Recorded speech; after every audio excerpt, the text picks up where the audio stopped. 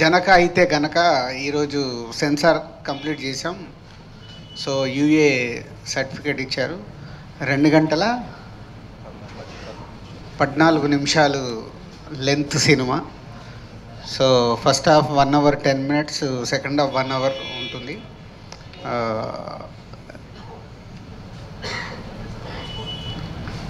So బేసిక్గా అంటే last press మీట్లో చెప్పిందే మళ్ళీ కొత్తగా చెప్పడానికి ఏం లేదని మిమ్మల్ని ఇప్పుడు Q&A చేద్దామని అడిగింది. ఆల్రెడీ టీజర్ కానీ ఒక సాంగ్, ఒక ట్రైలర్, ఈ సినిమాకి సంబంధించిన కాంటెంట్ బయటకు వచ్చింది. పోతే సుహాస్. సో సుహాస్ గురించి అందరికి తెలిసిందే, తన ప్రతి సినిమాని ఏదో ఒక ఇన్నోవేట్గా, ఒక ఇంట్రెస్టింగ్ కాన్సెప్ట్ ఉండాలి అని ఆర్టిస్ట్గా ప్రయత్నం చేస్తూనే ఉన్నాడు. సో నిన్నే నేను మిక్సింగ్లో చూసేటప్పుడు ఏంటి ఆర్టిస్ట్ సుహాసిన్, యాక్టర్ సుహాసిని ఇన్ ఉంది. డైరెక్టర్కి అప్పుడే బాగుందా ఆయన ఇలాగే కంటిన్యూ చేయమనండి, పొరపాటున మళ్ళీ ఎప్పుడన్నా హీరోని వేసుకుంటాడేమో. సో అంటే ఒక మామూలుగా వచ్చి సినిమా ఇండస్ట్రీలో ఈరోజు సుహాస్ తను సెలెక్ట్ చేసుకుంటున్న స్క్రిప్ట్స్ ఒక జోనర్ క్రియేట్ చేశాడు. నిన్న నైటే నేను యుఎస్ ఈ సినిమా రిలీజ్ గురించి మాట్లాడితే వాళ్ళు చెప్తున్నారు అన్నట్టు, అంటే సుహాస్ అంటే మినిమం ఇంత రెవెన్యూ మీకు ఓవర్సీస్ నుంచి వస్తుంది సార్ అని. అంటే గుడ్, అంటే తనకు ఒక తన సినిమా వస్తుందంటే ఒక జోనర్ ఆఫ్ ఆడియన్స్ని ఒక సుహాస్ గారి సినిమా చూడొచ్చు అనేది క్రియేట్ చేశాడు. ఈ సినిమా కూడా అంటే మనం ట్రైలర్ రిలీజ్ అయినప్పుడు నేను చూసా, కొంతమంది నాకు ఏదో కామెంట్స్ పంపించారు, అంటే ఇది ఫ్యామిలీతో చూడడం కష్టమా అని. మేబీ మీరు కూడా దాంట్లో ఏదైనా క్వశ్చన్ వేస్తారేమో తెలియదు నాకు. కానీ ఇట్స్ ఏ డీసెంట్ ఫిలిం. అంటే దిల్ రాజు ప్రొడక్షన్ అనగానే ముందు నేనే ఒప్పుకోను. పోతే ఈ కాన్సెప్ట్లో ఉన్న నావెల్ డైరెక్టర్, ఈ స్క్రిప్ట్ అనుకున్నప్పటి నుంచి డైరెక్టర్కి నాకు జరిగిన కాన్వర్సేషన్లో కూడా ఫ్యామిలీ ఆడియన్స్ కూడా థియేటర్లో కూర్చొని పిల్లలతో పాటు హెల్దీగా చూసేలాగా ఉండాలి. అంటే కొంచెం ఈ కాంటెంట్ హట్కే పక్కకెళ్ళి మనం చేస్తున్న ఆడిటోరియంలో సినిమా చూసినప్పుడు ఫ్యామిలీ అందరూ అరే భలే చెప్పారు, బాగా ఎడ్యుకేట్ చేస్తున్నారు ఆడియన్స్ని అనే రేంజ్లో ఉంటుంది. సో ఈ సినిమా గురించి నేను ఎక్కువ మాట్లాడే కంటే ఎంత తక్కువ మాట్లాడి రేపు జనాలు చూసిన తర్వాత, ఎస్పెషల్లీ మీ దగ్గరికి వెళ్ళే 6th రోజు పెయిడ్ ప్రీమియర్స్ పెట్టాం కాబట్టి మళ్ళీ ఫస్ట్ మీకే చూపిస్తాము మీడియాకి. సో మీడియా ద్వారా వచ్చే రెస్పాన్స్ కానీ అలాగే ఆడియన్స్ దగ్గర నుంచి వచ్చే రెస్పాన్స్ గురించి వెయిటింగ్లో ఉన్నా. And new director, last time press మీట్లో చెప్పాను, విజయ్ బేబీ తర్వాత మ్యూజిక్ డైరెక్టర్గా మంచి సాంగ్ మొన్న రిలీజ్ చేశాడు. ఇంకొక సాంగ్ కూడా చాలా బాగుంటుంది, అది రేపు రిలీజ్ చేస్తున్నారు. 4 songs ఉంటాయి. అలాగే అమ్మాయి మలయాళం నుంచి అయినా తెలుగు నేర్చుకొని ప్రాపర్గా డబ్బింగ్ చెప్పి అంతా చాలా బాగా చేసింది. ఇంకా లాస్ట్కు ఉన్నాడు చూడండి, ఆయన ఎడిటరు, యాక్టర్ అనుకున్నారు, ఎడిటింగ్ రూమ్లో బాగానే యాక్ట్ చేశాడు. So editor. సో ఇలా అందరు కొత్త వాళ్ళు కలిసి చేశారు. సో ఈరోజు హర్షిత్ ఏమో out of town, Ansitha also not available, మళ్ళీ నాకే సరే డ్యూటీ. సో అందుకోసం మైక్ తీసుకున్నాను అంతే. సో Q&Aలో మళ్ళీ మాట్లాడతాను. జస్ట్ ఫ్యూ వర్డ్స్ మీరు మాట్లాడతారు, క్యూఏ స్టార్ట్ చేస్తాను. నువ్వు మాట్లాడు. Waiting cinema 6th paid premier చేస్తున్నారు. చాలా హ్యాపీగా ఉన్నాం. మాకైతే టెన్షన్స్ లేవు. సో ఎస్, అంతే అండి, సూపర్ హ్యాపీ. అండ్ నాకు లైఫ్లో నేను సూపర్ మూమెంట్ దొరికింది. మిక్సింగ్ థియేటర్లోకి వెళ్ళి నేను బయటకు వచ్చే వరకు డైరెక్టర్ మామూలుగా వెయిట్ చేస్తాడు, నేను ఏం చెప్తున్నాను, ఈయన కూడా వెయిట్ చేశాడు. వెయిట్ చేయగానే నాకు ఆర్టిస్ట్ లాగా అనిపించలే, నా ఓవర్సీస్ డిస్ట్రిబ్యూటరు. ఏంటంటే నేను సినిమా చూస్తున్నంటే యాక్టర్గా టెన్షన్ పడుతున్నావా, డిస్ట్రిబ్యూటర్గా అంటే సో డబ్బు పెట్టినప్పుడు ఆ టెన్షన్ ఉంటుంది సుహాస్. అట్లా ఎన్ని సినిమాలకు మేము టెన్షన్ పడితే ఇక్కడ వరకు వచ్చాము. సో డోంట్ వరీ, డబ్బు బాగానే వస్తుంది, నీకు ప్రాఫిట్ కూడా వస్తుంది. కుటుంబంతో చూడొచ్చా లేదా అని అన్నారు కదా. లేదా అని అనలేదయ్యా, వాళ్ళకి చాలు. ఇగో రాజుగారే అన్నారు చూడొచ్చా లేదా అని, లేదా అని అనలేదు. ఇదొక family next door kind of cinema అండి. అంటే పొద్దున్నే 7ంటికి లేచి ఫోన్ ఓపెన్ చేస్తే ఒక వాట్సాప్ ఫార్వర్డ్ వస్తుంది కదా, గుడ్ మార్నింగ్ వాట్సాప్ ఫార్వర్డ్, అలాంటి కైండ్ ఆఫ్ ఫిల్మ్ అనమాట. Funny, thought provoking and relatable. చూడండి, సెప్టెంబర్ 7న చూడండి. వాట్సాప్ ఫార్వర్డ్ లాగా ఇంకో 10 మందికి మా సినిమా గురించి చెప్పండి. పర్లేదు, నేను చెప్పాను యాక్టింగ్ బాగా చేస్తాడని, డైలాగ్స్ కూడా బాగా రాస్తాను. రికార్డింగ్ కంప్లీట్ చేసుకున్నామండి మూవీ. మొత్తం మేము వర్క్ చేస్తున్నంతసేపు అందరూ నవ్వుకుంటూ ఉన్నాం, సినిమా చూస్తున్నంతసేపు చాలా ఎంజాయ్ చేస్తూ చేసాం. యాక్చువల్లీ ఆర్ఆర్ అంతా చాలా బాగా వచ్చింది అండ్ ఇది అందరికీ నచ్చుద్దని చాలా గట్టిగా కోరుకుంటున్నాను. Thank you sir, thank you. 2 పాయింట్స్లో మీరే అడిగారు. ఒకటి, పెయిడ్ ప్రీమియర్ అనేది ఇప్పుడు 7th రిలీజ్ అనుకో, 6th షో అయ్యడం వల్ల కొంత పర్సంటేజ్ ఆఫ్ ఆడియన్స్ సినిమా చూస్తున్నారు. అంటే 6 గంటలకు షో వేస్తే 9 గంటలకు అయిపోయిన తర్వాత వాళ్ళు చూసి ఆ సినిమా గురించి సోషల్ మీడియాలో ఏదైనా యాడ్ అవుతే, అది మంచి సినిమా అవుతే ఆటోమేటిక్గా సినిమాకి ప్లస్ అవుతుంది. సో ఇది కూడా ఒక ప్రమోషనల్ స్ట్రాటజీయే. బాగలేదనుకో బ్లాస్ట్, ఇంకా 7వ తారీఖు కూడా రాడు. సో ఇది వెయ్యాలా వద్దా అనేది ప్రొడ్యూసర్స్గా మా మీద ఉండే డెసిషన్ ఇది. పోతే చిన్న సినిమాలకి ఇది ఒక మంచి స్ట్రాటజీ.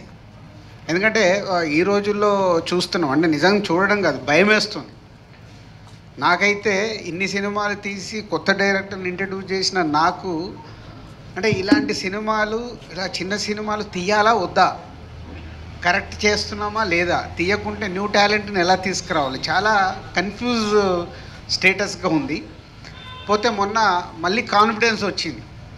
కమిటీ కుర్రాలు కానివ్వండి, హాయి కానీ 2 సినిమాలు రీసెంట్లీగా అందరు కొత్త వాళ్ళతో తీసిన ఆడడం వల్ల నో అప్ అండ్ డౌన్ అనేది కామన్. ఇవాళకి ప్రేక్షకులు ఒక మంచి సినిమాని తీసుకొస్తే వాళ్ళు చూడటానికి సిద్ధంగా ఉన్నారు. సో కాన్ఫిడెంట్గా అందుకే ఈ సినిమాని 6th పెయిడ్ ప్రీమియర్ వేద్దామని ఫిక్స్ అయ్యాం. ఇక సెకండ్ పాయింట్కి వస్తే, అంటే ఇది కొంచెం ఈ పాయింట్లోనే రిస్క్ ఉంది. సో రిస్క్ తీసినప్పుడు తగిలితే సిక్సర్, లేకుంటే క్యాచ్, 2 ఉంటాయి. సో డైరెక్టర్తో ముందు నుంచి ఈ స్క్రిప్ట్ ఓకే అనుకున్నప్పటి నుంచి ఎన్నిసార్లు నవ్విస్తావు అది చెప్పు. సో ఆయన స్క్రిప్ట్లో రాసుకున్నప్పుడే హీరో క్యారెక్టర్ కానీ, హీరో పక్కన ఉండే వెన్నెల కిషోర్ గారి క్యారెక్టర్ కానీ, అలాగే హీరో ఫ్యామిలీలో ఫాదరు, మదరు, బామ్మ క్యారెక్టర్ కానీ, అలాగే హీరోయిన్ క్యారెక్టర్ కానీ బాగా డిజైన్ చేశాడు. అంటే సినిమా చూస్తున్నంతసేపు సరదాగా నవ్వుకుంటూ ఎంజాయ్ చేస్తూ సినిమా కంప్లీట్ అయిపోయేటప్పుడు బయటకు వచ్చేటప్పుడు ఒక క్వశ్చన్కి ఆన్సర్. ఇవాళ సొసైటీలో ఉండే ఒక మిడిల్ క్లాస్ ఫ్యామిలీలో ఒక కుర్రాడు పిల్లలే వద్దు అనుకునే స్టేజ్లో ఎందుకు ఆలోచిస్తున్నాడు, సొసైటీలో ఏముంది, ఎందుకు వద్దనుకుంటున్నాడు, ఆయనకు యాక్సిడెంటల్గా ఏం జరిగింది, ఏం జరిగితే ఆయన ఏం చేశాడు అనే దానికి దీని మీద రన్ అయ్యే cinema. So good sign is a humour, ఫన్తో జరిగే సినిమా. ఫన్తో జరిగే సినిమా కాబట్టి రిస్క్ లేదు. ముందు నేను రిస్క్ అని ఎందుకు మొదలు పెట్టానంటే రిస్క్ పాయింట్, కానీ ఫైనల్గా చూసుకున్నప్పుడు నవ్వుతూ బయటకు వచ్చేటప్పుడు రిస్క్ అనిపించదు, బాగా డీల్ చేశారు అనేది వస్తుంది. డిస్ట్రిబ్యూటర్ సుహాస్ గారు, ఆయన నుంచి ఒక చిన్న డిస్ట్రిబ్యూటర్గా ఇంట్రొడ్యూస్ అవుతున్నారు ఈ సినిమాతో. అండ్ ఈ కథ చెప్పినప్పుడు కానీ, లేదంటే మేకింగ్లో తీసుకున్న డిసిషనా, లేదంటే పోస్ట్ ప్రొడక్షన్లో డబ్బింగ్ చెప్తున్నప్పుడు కానీ తీసుకున్న డిసిషనా డిస్ట్రిబ్యూట్ చేయాలని ఓవర్సీస్? స్క్రిప్ట్ అప్పుడే నాకు తెలిసండి సినిమా అంటే విన్నప్పుడే నేను నవ్వుకుంటానే ఉన్నాను, నవ్వి నవ్వి నవ్వి అలాగే ఉన్నాను. సినిమా అయిపోయే టైం ఆ ప్రాసెస్లో ఆ థాట్ వచ్చింది, ఎందుకో అడగొచ్చా లేదని భయం కూడా వేసింది. ఏమనుకుంటారో, ఏంటి ఓవరాక్షన్ చేస్తున్నాడు, ఇన్ని భయాలతో భయపడుతూనే అడిగాను. మళ్ళీ దీంట్లో చూడండి, మళ్ళీ దీనికి ఒక స్క్రిప్టే ఫస్ట్ ఇన్ ఎంట్రీ నా దగ్గరికి. సార్ ఓవర్సీస్ ఏమనుకుంటున్నాం సార్ అని. దేనికి ఆల్రెడీ నాకు రెగ్యులర్ డిస్ట్రిబ్యూటర్లు ఉన్నారు కదంటే, లేదు మన వాళ్ళు అడుగుతున్నారు సార్ అని. తప్పలేదు. సో సుహాస్ గారి సినిమాలు అంతకుముందు ఎంత పే చేసా ఈ సుహాసి కనుక్కోండి, దాన్ని బట్టి ఒక ప్రైజ్ అనుకొని ఇద్దాం. లేదు వాళ్ళనే అడుగు అన్న. మంచి ప్రపోజల్ ఇచ్చాడు, ప్రైజ్ ఇది బాగుంది, ఓకే ఒకరోజు టైం ఎవరి కొత్త డిస్ట్రిబ్యూటర్ రెగ్యులర్గా చేసి ఆయన అడుగుతాను అంటే ఇలా ఆఫర్ ఉందంటే సూపర్ సార్, అసలు మీరు ఆలోచించద్దు ఇవ్వండి అన్నాడు. చెప్పా ఓకే పిలువు మాట్లాడదామని. తర్వాత రివీల్ అయింది టట్టా సినిమాలో హీరో ఎంట్రీ ఇచ్చినట్టు ఎంట్రీ ఇచ్చాడు. అంటే వెనకాల ఎంతో ప్లాన్ చేసుకున్నారు వాళ్ళు ఇద్దరు. అంటే ఉండుంటుందిలే. సుహాస్ చెప్తున్నట్టు అరే నన్ను వచ్చి ఈ సినిమా నేను కొనుక్కుంటాను ఏరియాకని అడగాలంటే మేబీ Obviously సార్, అంతే కదా సార్. తప్పే ఉంది. అరే నువ్వు డబ్బు ఇస్తున్నావు, నువ్వు ఫ్రీగా యాక్ట్ చేయలేదు, నా దగ్గర డబ్బు తీసుకున్నావు కదా. సేమ్ టైము అవన్నీ నీకు చెప్తారా ఇప్పుడు? సేమ్ టైము డిస్ట్రిబ్యూటర్ వచ్చి సినిమా కొనుక్కున్నావు. సో ఫస్ట్ డిస్ట్రిబ్యూటర్ కదా ఆ డిస్ట్రిబ్యూటర్. అదే అండి, అప్పుడే తీసుకున్నాను. సినిమా అయిపోయిన తర్వాత అడుగుదాం అనిపించింది, లక్కీగా ఆయన ఓకే అన్నారు. So super happy. డౌట్ అది ఒక నిమిషం. మరి నువ్వు డైరెక్ట్ అడగకుండా ఈయనతో ఎందుకు అడిగించావు? భయం వేసింది సార్ డైరెక్ట్. ఇలా తీసుకుంది అలా ఇచ్చేసారు అంతే కదా రాజుగారు. సందీప్ గారు అండ్ కాన్వర్సేషన్ జరుగుతున్నప్పుడు హర్షిత్ ద్వారా ఇలా ఉందంటే వెళ్ళి అక్కడ స్ట్రాంగ్ అయిపోయాడు. అక్కడి నుంచి మళ్ళీ ఈ స్క్రిప్ట్ అప్పటిదే ప్రశాంత్ నీళ్ళు అండ్ ఒంబాలే వాళ్ళు ఈ సినిమా ఎప్పుడు చేస్తారని చాలా ఫోర్స్ చేసేవాళ్ళు. సో ప్రశాంత్ గారు చూపించారా సార్ కాపీ రెడీ అయ్యాక? కానీ ఏమన్నా చూసారు. ఏమన్నారు ఆయన ఫీడ్బ్యాక్ ఏంటి? వెరీ హ్యాపీ అండి. చెప్పింది కథ విన్న వాళ్ళల్లో రాజు గారు, హొంబాలి ప్రొడ్యూసర్స్, ప్రశాంత్ గారు వీళ్ళందరూ ఫస్ట్ ఆడియన్స్. సో చెప్పింది ట్రాన్స్లేట్ అయిందని ఒకే క్వశ్చన్ అడిగాను. So they were very happy, బాగుందని చెప్పారు. రాజు గారు సార్ చూసి నేను కూడా ఉన్నాను, బాగా చేసావు శాండీ, గుడ్, నాకు చూడగానే బాగుంది అనిపిస్తుంది సార్ అని నాతో కూడా చెప్పి, సార్ బట్ బీజిఎం చాలా ఇంపార్టెంట్ ఈ సినిమాకి అన్నాడు. ఇక అప్పుడు ఆయనను పట్టుకున్నా. అప్పటి వరకు ఆయనకు నాకు సంబంధమే లేదు. వీళ్ళిద్దరు మాట్లాడుకున్నారు, చేసుకున్నారు. లేదు ఇక ప్రశాంత్ నీళ్ళు చెప్పిన తర్వాత లేదు, ప్రతి రీలు నేను చూడాల్సిందే, మీరు ఫైనల్ చేసి పంపించండి. మొన్న నేను అబ్రాడ్లో ఉంటే ఆయన అబ్రాడ్ కూడా పంపించి అప్రూవల్ తీసుకున్నాడు. ఇది బీజిఎం వెరీ ఇంపార్టెంట్. అంటే ఒక కాన్సెప్ట్గా జరిగే సినిమా కాబట్టి బాగా చేశాడు Vijay. Thank you sir. Sir చెప్పే అవకాశం రాలేదు కాబట్టి థ్యాంక్ యూ. బాగా రాజు గారు మీరు ఉన్నారంటే చాలా సార్ 1 minute మీరు చాలా రోజులు సార్ అయిపోయింది క్వశ్చన్. మీ question sir game changer September నుంచి అప్డేట్స్ ఉంటాయని తమన్ గారు చెప్పారు, మీరు కూడా చెప్పారు. అండ్ ఎప్పుడు ఉండబోతుంది ఈ మంత్లో అప్డేట్ ఎప్పుడు ఉండబోతుంది? ఆల్రెడీ మీరు రిలీజ్ డేట్ అనౌన్స్ చేశారు. ఇది ఒక ఇంటర్వ్యూ బ్యాలెన్స్ ఉంది కదా, ఆ ఇంటర్వ్యూలో నీకు అన్నీ చెప్తా. Thank you sir. అయితే రాజు గారు అయితే మీరు మాట్లాడుతూ ఫ్యామిలీ ఆడియన్స్ పిల్లలతో సహా చూసే సినిమా అన్నారు. ట్రైలర్ ప్రకారంగా కోటి సీన్లో కేసు వేయడం కావచ్చు ఇవన్నీ ఉన్నాయి. సో అవన్నీ ఫ్యామిలీ ఆడియన్స్ చూసేంతగా ఉంటాయంటారా? 100% ఇబ్బంది పడతారా? నో అస్సలు ఇబ్బంది ఉండదు. నేను అదే అంటే డైరెక్టర్తో ముందు నుంచి ఈ టాపిక్ వచ్చినప్పుడు దీన్ని ఎలా హ్యాండిల్ చేస్తాము అనేది ఎక్కడ కూడా వల్గర్గా కానీ విజువల్గా కానీ ఎక్కడ 1% కూడా హార్డ్గా ఉండదు, ఫన్నీగా ఉంటుంది. ఆ ఫన్నీ ఉన్నప్పుడు ఎంజాయ్ చేస్తూ ఉంటారు. సో అంటే మీ పర్సనల్ ఎక్స్పీరియన్స్ ఏమైనా పెట్టారా? జనక అయితే గనక అన్న దాంట్లో ఏమన్నా? ఫైనల్ ఎక్స్పీరియన్స్ ఆయనది, దాని అందరు ఆయన వెనకాల మేము ఆడియన్స్ అయ్యాం, మొత్తం ఆయనదే. చెప్పవా గట్టిగా.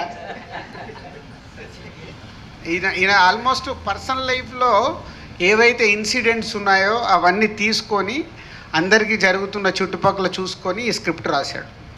సో చుట్టుపక్కల చూసారా మీ పర్సనల్ ఎక్స్పీరియన్స్? పర్సనల్ లైఫ్ కూడా ఉందండి. మీరు సినిమా చూస్తే అర్థమవుతుంది, మన అందరి లైఫ్లో more than 80% of the events జరిగే ఉంటాయి. వెరీ స్ట్రాంగ్గా నిజాయితీగా చెప్పగలుగుతాను, అందరికీ జరిగే ఉంటుంది ఎక్స్పీరియన్స్ ఫార్ షూర్. అంటే టైటిల్ చాలా డిఫరెంట్గా ఉంది. ఇది ఎవరు పెట్టారని టైటిల్? నేనే పెట్టి కొంచెం పలకడానికి ఇబ్బందిగా అనిపించట్లేదా? చాలా మంది టైటిల్ ఏంటి, మీనింగ్ ఏంటి అన్న క్వశ్చన్ వస్తుంది. జంజాల్ గారి సినిమాలు ఇన్ఫ్లుయెన్స్ ఉంటుందండి. సో అహనా పెళ్ళంటే అలాంటివన్నీ చూసి ప్రాబ్లీ స్టోరీ కూడా కొంచెం అవుట్ ఆఫ్ ది బాక్స్ కదా, అందుకని ఈ ఐడియా వచ్చిందండి. ఒక టైటిలే కాదు లక్ష్మి గారు, 99% మీ సినిమా అంతా ఆయనదే. 1% ఎక్కడన్నా ఉంటే నేను ఉంటా, ఇది కొంచెం పక్కకి వెళ్తున్నావు ఆలోచించుకో, ఇక్కడ కొంచెం లెంత్ ఎక్కువైంది ఆలోచించుకో, ఈ డైలాగ్ ఏదన్నా చూసుకో, ఈ పాట ఇంకేదన్నా చెయ్యొచ్చా, ఇంత మట్టుగా. కానీ 99% ఆయనదే సినిమా అంతా. అయితే సెన్సార్ ప్రకారం U/A అంటున్నారు ఏంటండి మరి? అంటే అదే కదా ఇప్పుడు జరుగుతున్న యూబైఏ ఎందుకు ఇస్తారు సెన్సారు? హెవీ బ్లడ్ ఉంటే, ఈ సినిమాలో బ్లడ్ లేదు.